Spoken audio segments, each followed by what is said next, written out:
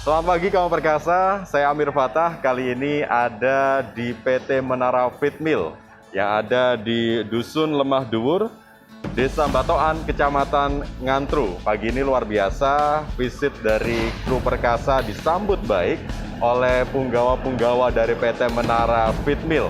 Dan kita akan ulas ya lebih dalam seputar PT Menara Feed Mill ini. Di samping kanan kiri saya sudah ada orang-orang yang luar biasa dari PT Menara Feed Mill yang nanti akan menjelaskan ya apa sih PT Menara Feed Mill ini, kemudian bagaimana produknya dan pemasarannya seperti apa. Saya kenalkan satu persatu. Di sisi kiri saya ada Pak Didi Effendi, ini General Manager dari PT Menara Feed Mill. Di sebelah kiri paling ujung ada Pak Krido Retmono Jati, Marketing Sales dari PT Menara Feed Mill. Sisi kanan saya ada Pak Priyo, ini dari bagian produksi, dan yang paling ujung sisi kanan ada Ibu Susiana, formulator dari PT Menara Feed Mill. Saya mau ulas berkaitan dengan latar belakang dulu.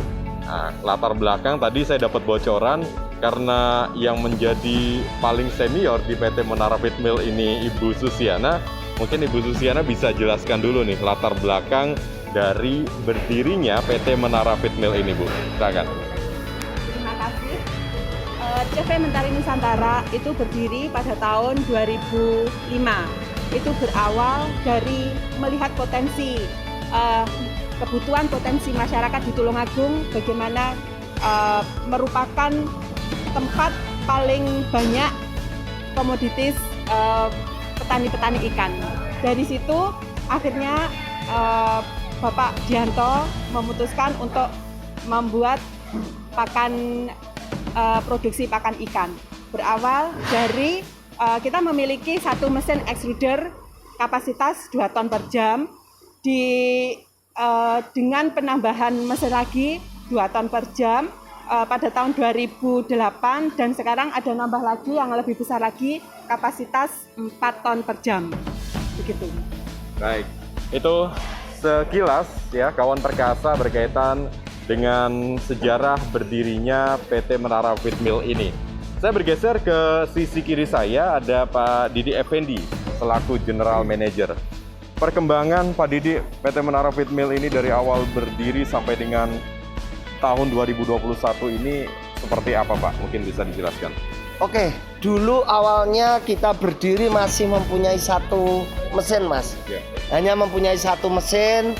Kita bisa lihat ya di samping kanan kita. Dan sampai sekarang kita sudah punya 3 mesin, ya. Tiga mesin yang tentunya ini akan kita gunakan untuk memenuhi kebutuhan pakan ikan yang ada di Tulungagung dan sekitarnya, dan juga tentunya nantinya kita akan selalu berkembang sampai ke wilayah seluruh Indonesia. Seperti itu, Mas, untuk perkembangannya. Kemudian pasti Anda penasaran kawan, PT Menara Feed Mill ini sebenarnya produksi apa saja? Karena tadi saya juga sudah sampaikan ya, ini produksi pakan ternak. Nah, sebenarnya apa saja yang diproduksi di PT Menara Feed Mill ini akan dijelaskan oleh Pak Priyo yang ada di sisi kanan saya. Apa saja ini, Pak, yang diproduksi dari PT Menara Feed Mill ini, Pak? Kita memproduksi pakan untuk lele, gurami, patin, bandeng. Kita memproduksi pakan dalam banyak merek, Pak. Banyak jenis. Untuk lele kita pakai pakan Alfa, Perkasa, Ultimax. Sedang untuk pakan gurami kita memakai pakan Omega. Untuk pakan patin kita memproduksi pakan Delta. Untuk bandeng Power ya, Sigma. Beta ya juga ya. Ya. Cuma itu dulu produksinya untuk pakannya. Kalau kapasitas produksi Pak Priyo tiap hari ini bisa menghasilkan berapa banyak, Pak? Sekitar 150 ton, Pak. 24 jam per 24 jam. total dari 3 mesin 150 tonan gitu. Untuk produksi berlangsung tiap hari atau ada hari-hari tertentu saja, Pak? Kita satu hari itu 24 jam, kita produksi sekitar 6 hari. Yang satu hari untuk maintenance, untuk perawatan mesin, Pak. Baik. Itu kawan perkasa, apa saja produk dari PT Menara Feed Mill ini sudah dijelaskan oleh Pak Priyo, dan yang terakhir ini pemasaran. Ya, pemasaran produk dari PT Menara Feed Mill bersama dengan Pak Krido ini sudah berlangsung Pak 16 tahun. Ya. Sudah melanglang kemana saja nih PT Menara Feed Mill Pak produknya? Ya, jadi untuk pakan menara sendiri, karena kebetulan kami posisi ada di Jawa Timur Mas ya, kami utamakan untuk Jawa Timur dulu Mas. Cuma saat ini kami juga sudah mulai masuk merambah ke Jawa Tengah, dan kebetulan responnya cukup bagus, ternyata cukup diterima dengan bagus. Selain itu kami juga mulai masuk ke luar Jawa Mas. Jadi di Kalimantan kita bahkan sampai ke Kalimantan Timur yang cukup jauh. Terus untuk ke timur kita sudah sampai mulai dari Bali, Lombok. Bahkan yang terakhir kemarin saya dapat dikontak orang Manado. Beliau juga mau memakai, dan sekitar 1 bulan yang lalu kebetulan ada orang dari dinas di daerah Papua Mas. Mereka katanya juga ingin uji coba, kebetulan mempercayakan pakan dari produk Menara. Jadi itu Mas, untuk wilayahnya saya pikir sudah cukup jauh, tapi untuk wilayah Sumatera dan ke barat, Jawa Barat sampai Sumatera, memang saat ini kami masih kalah transport dengan pabrik yang ada di Jawa Barat Mas. Jadi kami fokus ke Indonesia Tengah sampai ke Timur. Baik. Iya. Luar biasa, sudah cukup banyak daerah yang dijangkau oleh produk dari PT Menara Feed Mill ini. Dan kemudian saya kembali lagi ke Pak Didik mungkin. Ya. Kita tanya soal tantangan ini Pak, karena kan juga kompetitor kita tahu pastinya banyak sekali di luar sana. Dan apa sih inovasi-inovasi yang dibuat oleh PT Menara Feed Mill sampai kemudian bisa berkompetisi dengan dunia bisnis pakan ternak yang sangat banyak di luar sana Pak? Oke, kita akui kompetisi sekarang ini untuk pabrikan pakan itu sangat amat ketat. Jadi ada beberapa hal strategi yang kita lakukan. Yang pertama adalah menjadikan menara ini miliknya petani ikan, ya, bukan petani ikan milik menara, bukan. Tetapi kita akan bentuk mindset bahwa menara ini punya para petani ikan. Artinya apa? Artinya kita sama-sama mempunyai tanggung jawab untuk mencetak sebuah kualitas yang bagus dari pakan kami ini, supaya ketika digunakan oleh petani hasilnya sangat menguntungkan. Itu yang pertama.